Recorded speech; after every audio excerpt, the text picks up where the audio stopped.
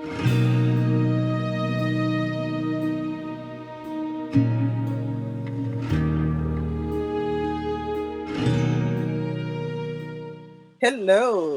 hello, hello. Ah, this is going to be fun. Welcome to Connect DC's first Dark Moon Meditation. My name is Katrina Messenger, the founder of Connect DC. And Connect DC is a Wiccan-based public ritual group that seeks to heal and transform the city of Washington, DC through magic, mystery, and celebration. Last year, we celebrated our 20th year, and we invite you to join us as we stop, drop, and do ritual in new venues and in new ways. As a pagan ritual group, Connect DC builds relationships within our community and with the earth itself. And in order to further our right relationship with the land and the people who have tended and held it sacred from time immemorial, we acknowledge that we normally hold our rituals on the ancestral lands of the Nakachunk, the Pamunkey, Piscataway, Powhatan, Saponi, Seneca, Tutelo, and other peoples whose names we may not yet know and are committed to learning. We pay respects to their elders, past and present, and honor their truths. Also, we're still new users of StreamYard, the technology we're using to provide this broadcast. So we ask for both your patience and your feedback about tonight's program.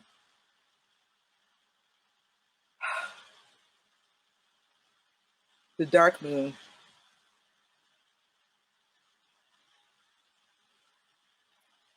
We gather during the darkness of the new moon to honor all the ways we rest, renew, germinate, heal, grieve, recover, release, relapse, weep, make love, and return. It is within the healing darkness that we can become whole again, transform ourselves, and awaken anew.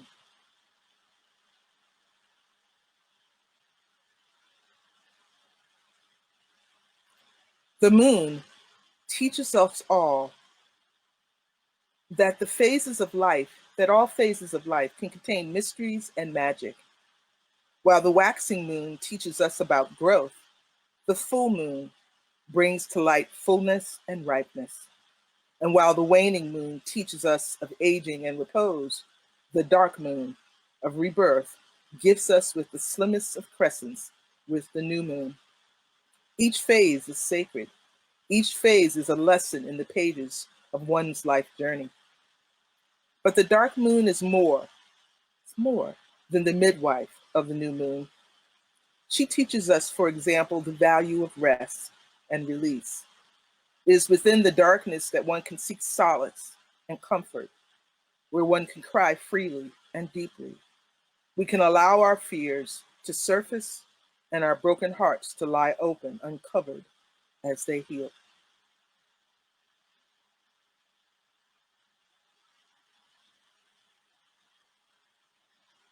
We seem to have so much to grieve, so much to fear and rage against during this time of overlapping tower and death cards. The darkness gives us a place, a container for our collective terror and trauma. But how do we grieve what is not finished with us? How do we rage against a random killer who cares not for status, age, or character? How do we care for our loved ones, our beloved communities, and our planet when we fear even to exhale? And how do we hope? How do we plan? How do we build a future when the present moment is so fraught? Let's spend some time with these images. We know that we live in tower time. And tower time is a time that things that once stood solid are now falling apart. We live at a time where all the systems and all the holes and the places where the systems never actually worked well are all being exposed, all being toppled. But that is like the covering card, because right now we're living also in the time of death. And the death card knows no limits. No one is immune to his touch. And so here we are in this great reading on the great table of life, and we have the death card, death in the time of towers. How are we supposed to have hope during this time? How are we supposed to think of the future? Those are the questions that we are left with. We are being called to give up our freedoms, our illusions, our jobs, our safety, even our lives and the lives of our loved ones. And for what? The responses we receive at every level doesn't make any sense.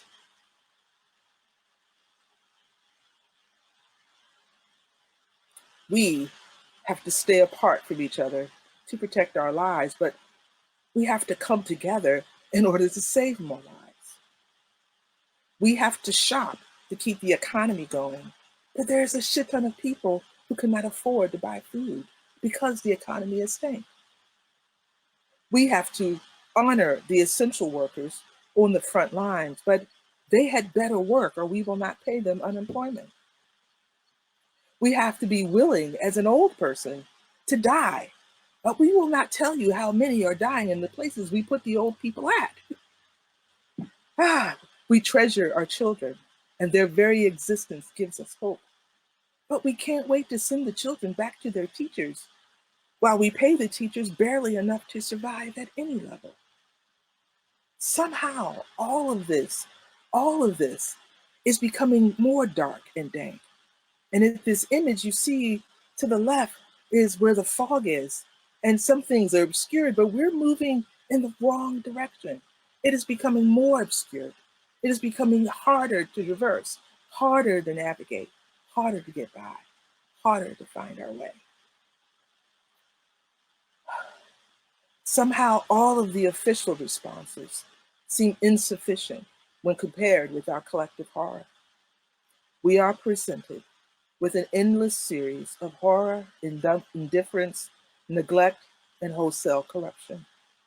We have no real promise for a future we can look forward to, and our collective experience is starting to resemble a nightmare from which we desperately want to wake up over and over and over again.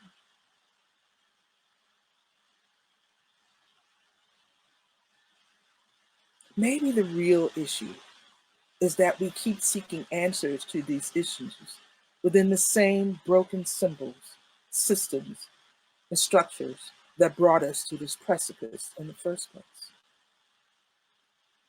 And now we return to the dark moon. The dark moon offers us an opportunity to seek our answers instead from the deep and the dark.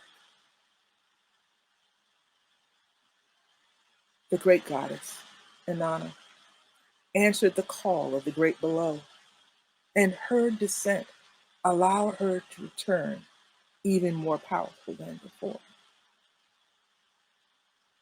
We ourselves are on this journey, not individually, but collectively. But first, Inanna had to face the seven gates of the underworld and give up all that she had previously used to define herself.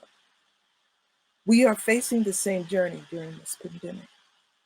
Are we willing to let go of the so-called return to normalcy in order to come out on the other side with a healthier society and with humanity finally in alignment with nature?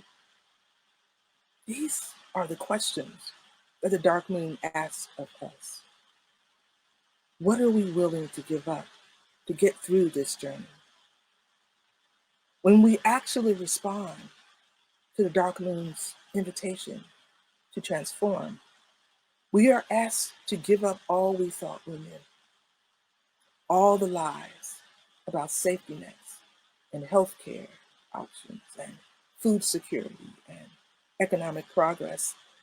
We're asked to give up our allegiance to systems and processes that never operated in support of life or nature. We have to comprehend that there is enough food to feed every person on earth. So why does anyone starve? We have to face that pulling oil out of the ground not only will poison the land, the water, but also the international relationships for generations. What the dark moon asks of us is that we recognize that what we are really being asked to give up is the first world myopia that contributes to not only oppression, but also climate change worldwide.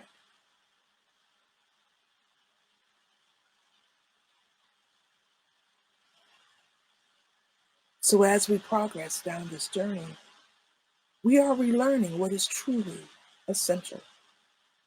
And that's not a minor thing. Think about that. Who is essential? We are learning who actually holds this country together.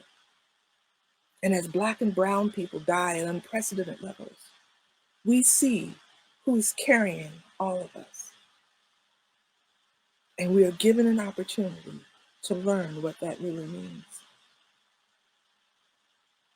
The Dark Goddess asks us if we are willing to take this journey, we can find our way to the new world we need to create now, not in the future, now. Because here is where it begins.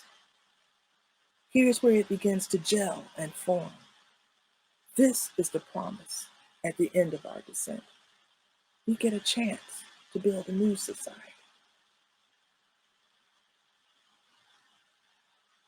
We are in this collective journey. This is why there is nothing we can do individually. Yeah, you can do things to take care of yourself, but to change what is happening, this is something that we must do together. The dark face of the Great Mother asks of us such generosity, such surrender, such courage. She is not asking us to suffer. She is asking us to gather our resources and share them. She is not asking us to not be afraid. She is asking us to care for the vulnerable anyway. She is not asking us to ignore our collective grief. She is calling us to mourn the dead as we fight like hell for the living.